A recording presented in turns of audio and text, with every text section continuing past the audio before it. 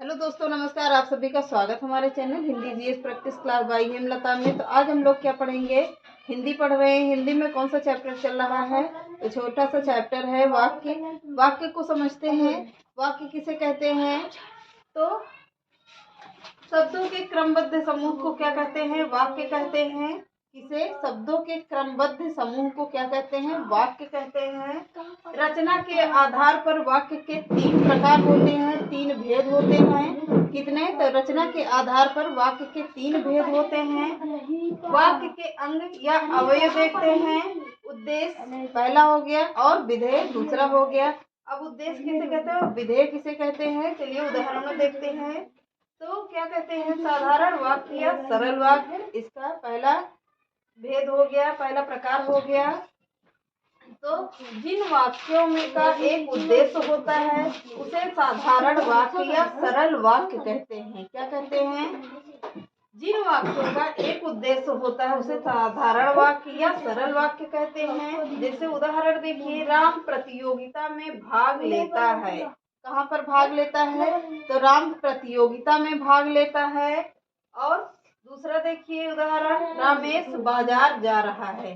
तो अब इसमें उद्देश्य कहाँ पर है? तो राम का उद्देश्य क्या है? राम का उद्देश्य है प्रतियोगिता में भाग लेना। राम का मेन उद्देश्य है क्या? तो प्रतियोगिता में भाग लेना।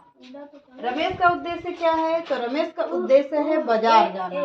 कहाँ पर? बाजार में कुछ भी, कहीं भी जा सकते हैं, घूमने टहलने, कुछ लाने, सामान खरीदने, या ऐसे ही जा सकता है। तो रमेश का उद्देश्य क्या है कि वह बाजार जाने का, बाजार जाना मेन उद्देश्य होता है। दूसरा पॉइंट, दूसरा लिखिए हेडिंग, संयुक्त वाक्य। संयुक्त वाक्य में लिखिए, जिन वाक्यों में 2 प्रधान उपवाक्य होते हैं उन्हें संयुक्त वाक्य कहते हैं। किसे? जिन वाक्यों में 2 प्रधान उपवाक्य होते हैं उन्हें संयुक्त वाक्य कहते हैं। उन्हें उदाहरण में क्या होता है? राम आया और अपने परिवार से मिला। राम कहीं से भी आ रहा है लेकिन उससे परीक्षा देनी है और वह प्रयागराज जाएगा। अगला देखिए, मिश्रित वाक्य। अब देखते हैं, अर्थ के आधार पर वाक्य के 8 भेद होते हैं। कितने भेद होते हैं? तो अर्थ बुनियादी बोधक वाक्य होता है। और छठा क्या होता है? संदेहवाचक वाक्य होता है। और 7वां क्या होगा? इच्छावाचक वाक्य। संदेहवाचक वाक्य होगा और 7वां इच्छावाचक वाक्य हो गया और 7वां हुआ चल रहा।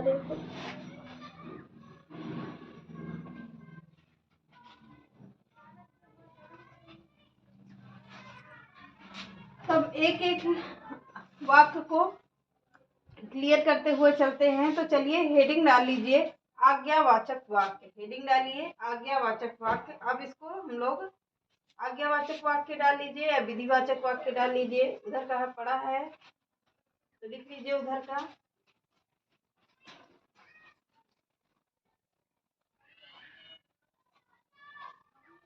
चलिए हेडिंग डालिए, विधिवाचक या विधानवाचक वाक्य। पहला वाक्य डालिए, विधिवाचक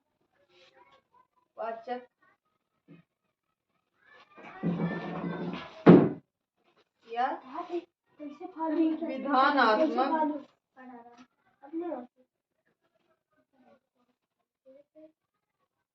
विधानात्मक वाचक वाक्य।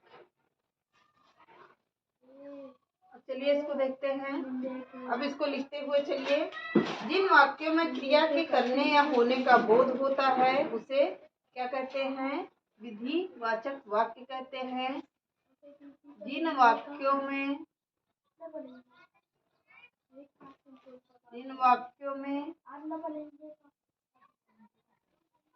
क्रिया के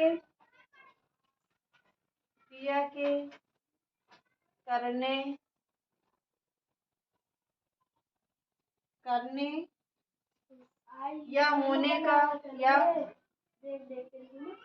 होने का बोध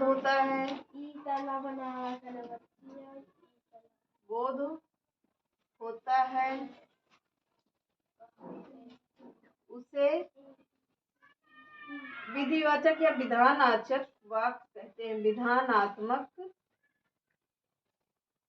वाक्य कहते हैं।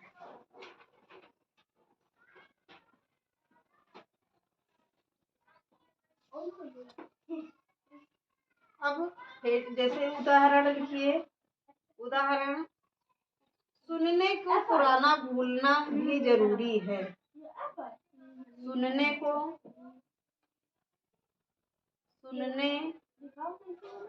या सुनने के लिए, सुनने को पुराना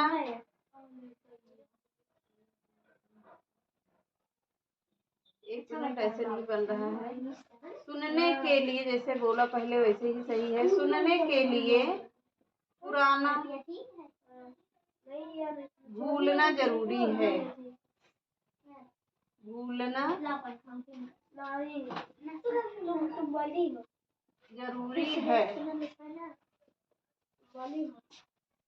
सोहन ने पुस्तक पढ़ी। अगला उदाहरण लिखिए। सोहन ने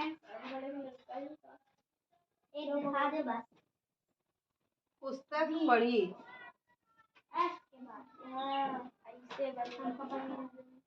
अगला उदाहरण लिखिए।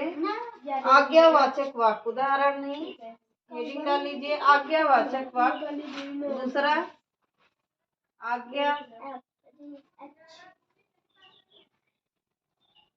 आज्ञावाचक वाक्य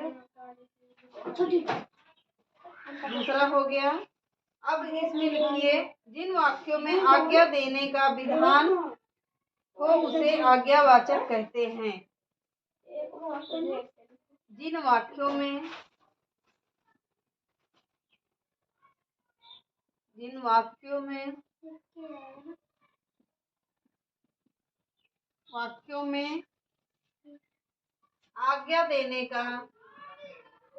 आज्ञा देने का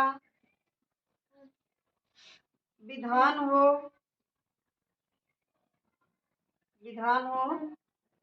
उसे आज्ञावाचक वाक्य कहते हैं।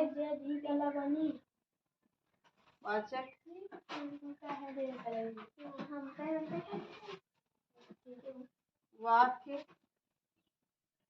कहते हैं। अब इसमें उदाहरण देखिए। सोहन इधर आओ। उदाहरण देखिए।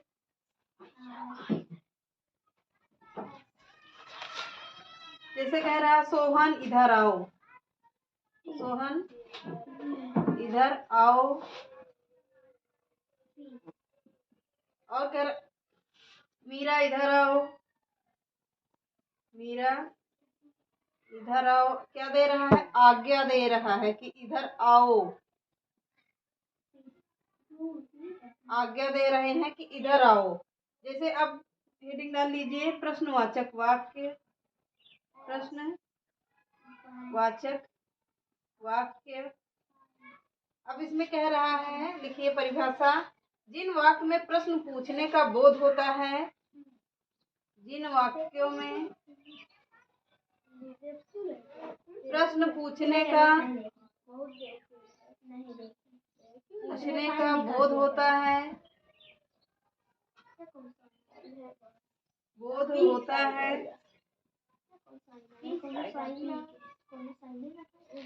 उसे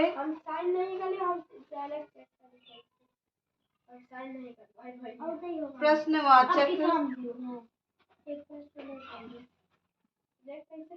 वाक्य कहते हैं। अब उदाहरण लिखिए इसमें। उदाहरण,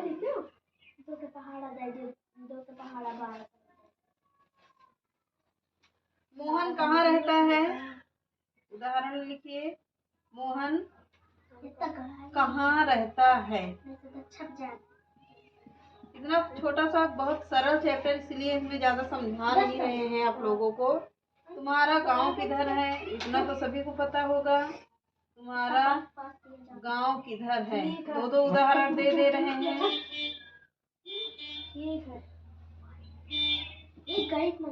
समझने के लिए इतना ही सही है। तो ज़्यादा छोटा सा चैप्टर है, अगर एक बार भी शॉर्ट में भी देख लेंगे तो भी याद हो जाता है। तब इसमें लिखिए निषेधात्मक वाक्य। अब हेडिंग डाल लीजिए निषेधात्मक वाक्य।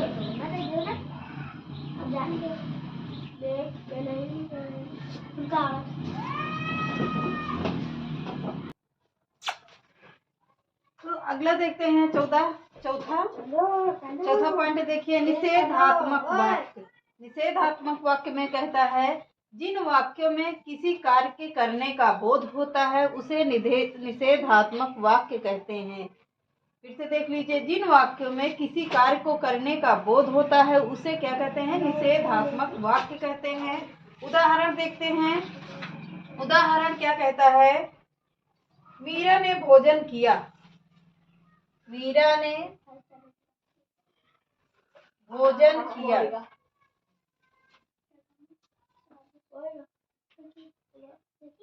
अगला उदाहरण देख लीजिए। पहला एक दो करके करवा दे रहे हैं। राधा ने गीत नहीं गाया। राधा ने गीत नहीं गाया।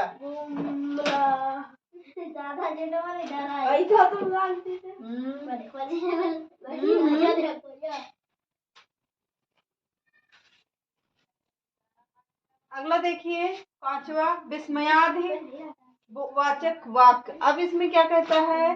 परिभाषा देख लीजिए। इस वाक्य में घृणा, विषाद, आश्चर्य, हर्ष आदि के भावों का बोध होता है, उसे क्या कहते हैं? विस्मयादि वाचक या नकारात्मक वाक्य कहते हैं। उदाहरण देख लीजिए इसमें। अहो भाग्य नहीं,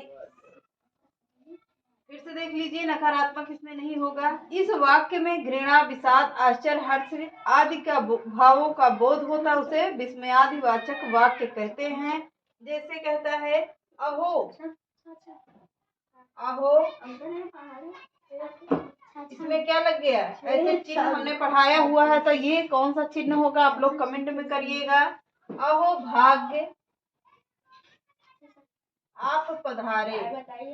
आप पधारे। अहो भाग्य आप पधारे। अगला उदाहरण देखिए।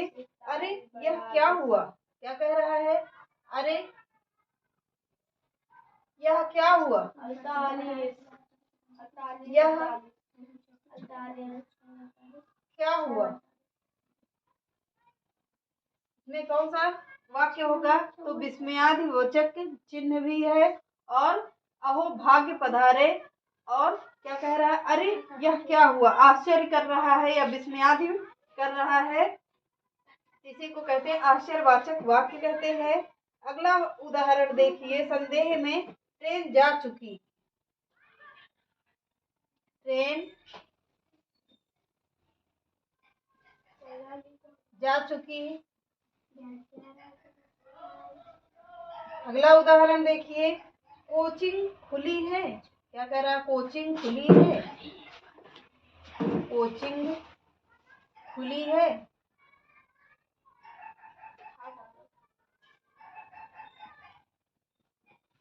अब इसमें देख लीजिए सातवां इच्छावाचक वाक्य। इसमें क्या कहता है? जिन वाक्य में इच्छा या काम व्यक्त किया जाए उसे इच्छावाचक वाक्य कहते हैं। उसे इच्छावाचक वाक्य कहते हैं। इसमें उदाहरण क्या होगा? सदा खुश रहो। इच्छा रहती है कि बहुत लोग कहते हैं पैर छूने पे सदा खुश रहो। सदा खुश रहो। अपनी इच्छा से कह रहे हैं कि सदा खुश रहो, आशीर्वाद भी मिल रहा है। और क्या कह रहे हैं? आपकी यात्रा मंगलमय हो। आपकी यात्रा मंगलमय हो। अब आठवां देखिए। आठवां संकेतवाचक वाक्य। जहां एक दूसरे वाक्य के होने पर निर्भर हो तो उसे क्या कहते हैं? संकेतवाचक वाक्य कहते हैं। फिर से देख लीजिए। जहां एक दूसरे वाक्य के होने पर निर्भर हो तो वहाँ पर उसे क्या कहते हैं, संकेत वाचक वाक्य कहते हैं। उदाहरण देख लीजिए, यदि गर्मी पड़ी तो, यदि गर्मी पड़ी तो वर्षा होगी, वर्षा होगी। कहते हैं ना कि जैसे गर्मी बहुत पड़ रही होती है तो कहते हैं अब वर्षा होने वाली है। क्या कह रहे हैं, संकेत जता रहे हैं कि गर्मी पड़ेगी तो वर्षा होगी। तो चलिए आज के सेशन को यहीं समाप्त करते हैं। नमस्कार।